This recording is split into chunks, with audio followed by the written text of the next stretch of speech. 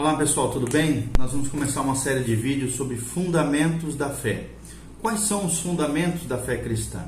Em primeiro lugar, nós vamos entender um pouquinho mais sobre a convicção de salvação. A doutrina da salvação é uma das doutrinas mais importantes da fé cristã.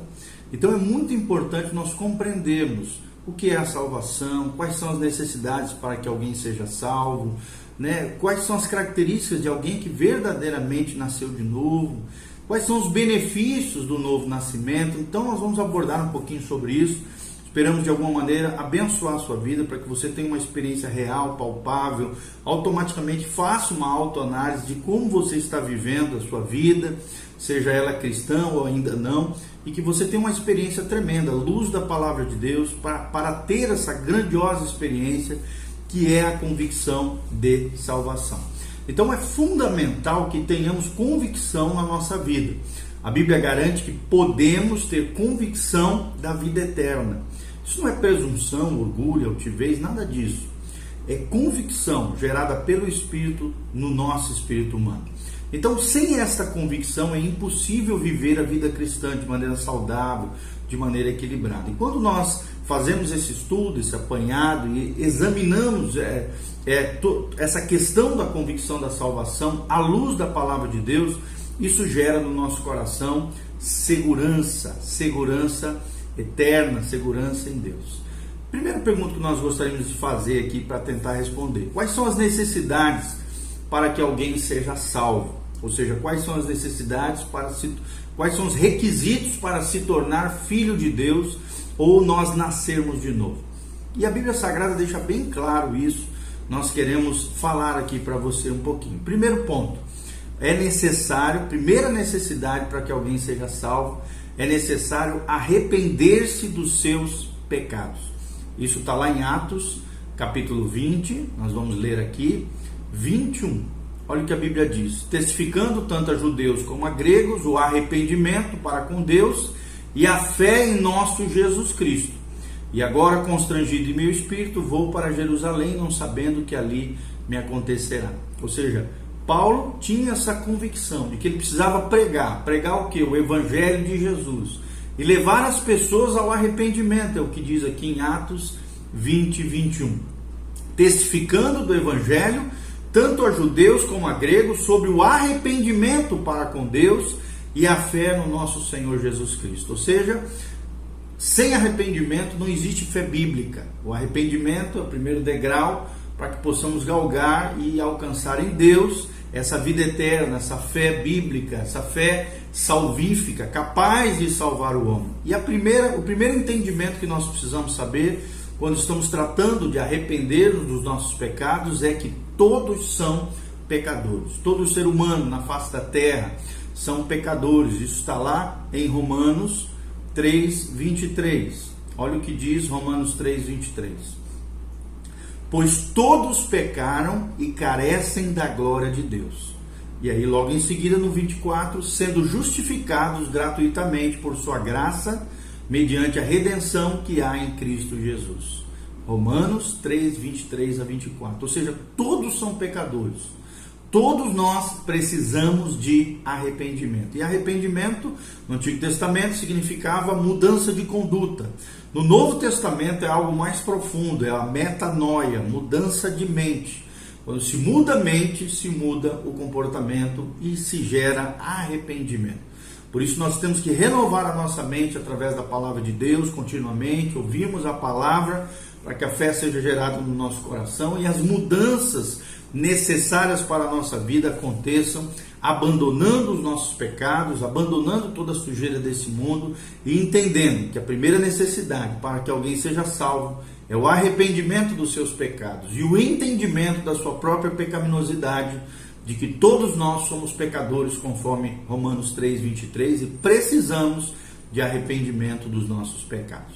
O segundo pilar, ou segunda necessidade para que alguém seja salvo, é colocar a fé em Jesus Cristo. Também está em Atos 20, 21, que nós acabamos de ler. Paulo falava que além do arrependimento, diante de Deus, nós tínhamos que ter a fé em Jesus Cristo. Ou seja, colocar a nossa fé em Jesus Cristo. A fé não deve ser colocada em coisas, pessoas, religião, religiosidade, obras, ou seja, feitos dos homens para tentarem se salvar, nos seus sentimentos, em méritos próprios, na sua aparente piedade, mas a Bíblia diz que a nossa fé deve ser colocada em Jesus de Nazaré.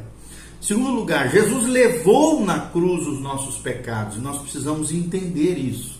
Quando colocamos a fé em Jesus Cristo, nós declaramos que Ele levou na cruz do Calvário os nossos pecados. Em terceiro lugar, Ele é o único que pode nos salvar. Está lá em 1 Timóteo, vou ler, isso aqui é muito importante, 1 Timóteo 2, 5. A Bíblia diz: porquanto há um só Deus e um só mediador entre Deus e os homens, Cristo Jesus, homem, o qual, no versículo 6, a si mesmo se deu em resgate por todos, testemunho que se deve prestar em tempos oportunos. Ou seja, só existe uma pessoa em todo o universo que pode nos salvar. Não é santo, não é santa, não é cristão, por mais piedoso e maravilhoso que seja, não é ser humano, não é nós mesmos. Jesus é o único que pode nos salvar, conforme claramente nós vemos aqui em 1 Timóteo 2,5. Só há um Deus e um só mediador entre Deus e os homens, Cristo Jesus, o homem que também era homem e Deus.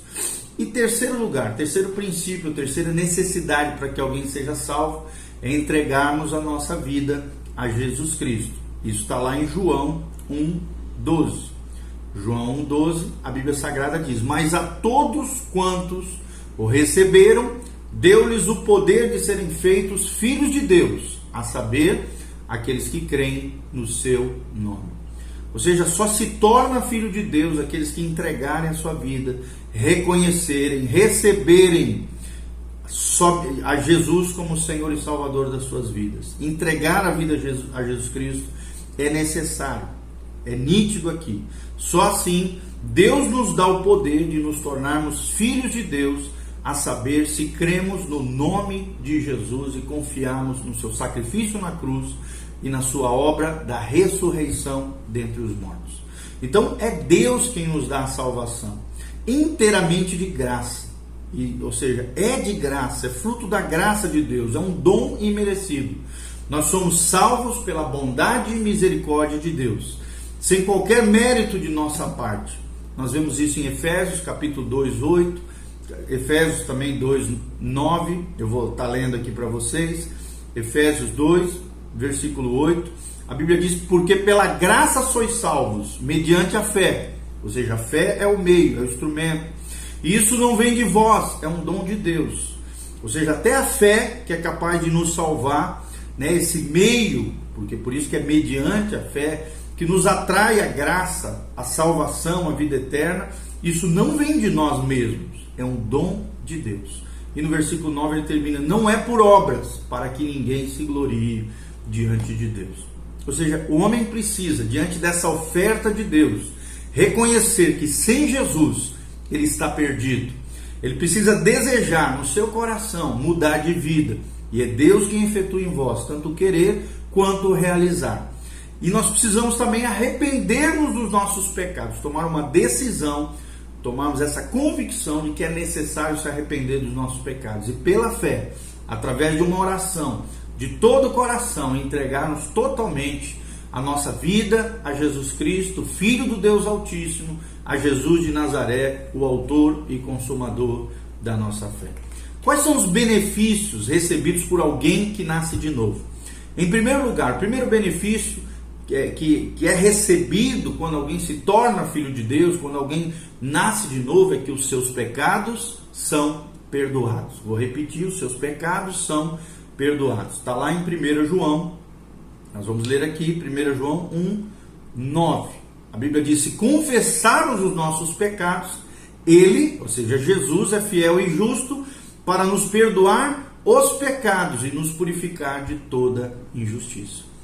Em segundo lugar, segundo benefício recebido por alguém que nasce de novo, é que nós nos tornamos filhos de Deus, como nós lemos ali, eu já li João 1,12 e Gálatas 3, 23, vou ler aqui Gálatas 3,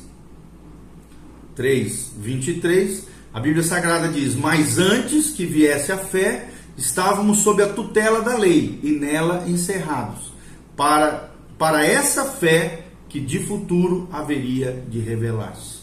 De maneira que a lei nos serviu de aio para nos conduzir a Cristo, a fim de que fôssemos justificados mediante a fé. Ou seja, nós nos tornamos filhos de Deus, nós nascemos para Deus, e como filhos de Deus, a própria lei de Deus nos conduziu, a palavra de Deus nos conduziu a Cristo, nos tornando filhos de Deus. Em terceiro lugar, o terceiro benefício recebido por alguém que nasce de novo é que eu e você passamos a pertencer à família de Deus. Está lá em Efésios 2,19. Efésios 2,19, a Bíblia diz: assim já não sois estrangeiros e peregrinos, mas concidadão dos santos e sois da família de Deus. Quando nascemos de novo, nascemos para Deus, somos regenerados pela palavra de Deus, no poder do Espírito Santo, passamos então, terceiro benefício, a pertencer à família de Deus. Já não somos criaturas, somos filhos de Deus. Pelos méritos de Cristo, pela graça de Deus, somos recebidos nessa família de Deus maravilhosa. Quarto benefício recebido por alguém que nasce de novo é que eu e você somos justificados diante de Deus. O que é justificação? É sermos declarados justos por Deus, pelos méritos de Jesus, pela justiça de Jesus. Está lá em Romanos, vou ler aqui, Romanos 5:1. Romanos 5:1, a Bíblia diz: justificados, pois, mediante a fé, temos paz com Deus por meio de nosso Senhor Jesus Cristo, por intermédio de quem obtivemos igualmente acesso pela fé a esta graça na qual estamos firmes e gloriamo-nos na esperança da glória de Deus. Ou seja, você passa a ser declarado justo diante de Deus por causa de Jesus. E esse é um benefício tremendo, sermos justos diante de Deus por causa da nossa fé, que foi colocada sobre Jesus de Nazaré, o nosso justificador, o justo e justificador. Quinto benefício recebido por alguém que nasce de novo é que nós passamos a ter paz com Deus. Nós que estamos brigados debaixo da ira de Deus, inimigos de Deus, passamos a ter paz com Deus a partir do momento em que nascemos de novo. Também está aqui em Romanos 5:1, como nós falamos ali, nós somos justificados e aí passamos a ter paz com Deus por meio de nosso Senhor Jesus Cristo. E olha que paz maravilhosa, é a maravilhosa paz que Jesus de Nazaré pode nos dar. Paz nada mais é do que um relacionamento íntimo e pessoal com Jesus, um relacionamento pacífico, harmonioso com esse Deus maravilhoso. O sexto benefício que alguém recebe por nascer de novo diante de Deus é que nós ficamos livres da condenação eterna. Está lá em Romanos 8:1. Romanos 8:1.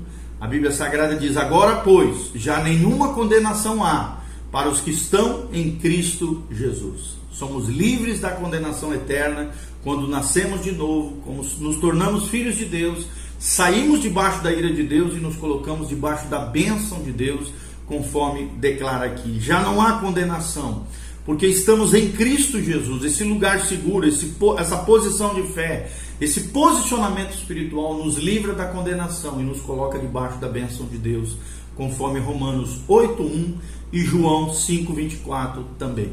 E o sétimo e último benefício de alguém que nasce de novo é que ele recebe uma nova vida. E essa nova vida nos leva a novos propósitos, novos hábitos, novo comportamento e nova maneira de pensar.